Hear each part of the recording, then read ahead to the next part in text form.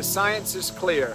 Nature's everyone's business, and the next 10 years are critical. We must reverse nature loss before we reach a tipping point from which ecosystems will not recover.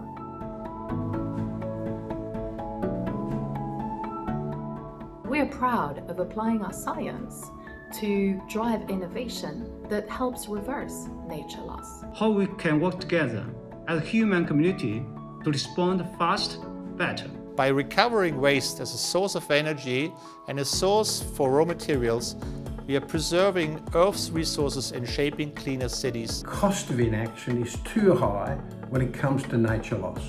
We believe that we nourish people by nature with very healthy dairy products, but we can only do that if we nourish the planet. We measure the impact on biodiversity at portfolio level and strive for a net positive gain in 2030.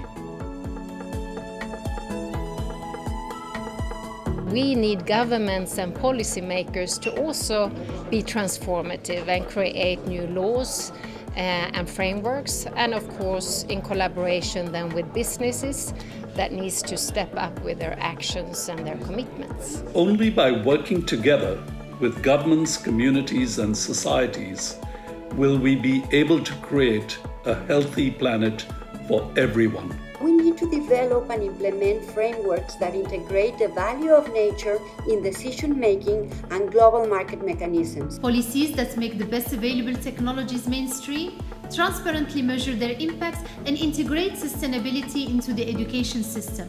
I welcome rules regulation which encourage circular economy and climate and incentivize companies to have a positive impact on biodiversity. We owe it to our stakeholders and to the next generation of stakeholders to protect nature. Our collective future depends on global communities coming together to ensure a greener and more inclusive tomorrow.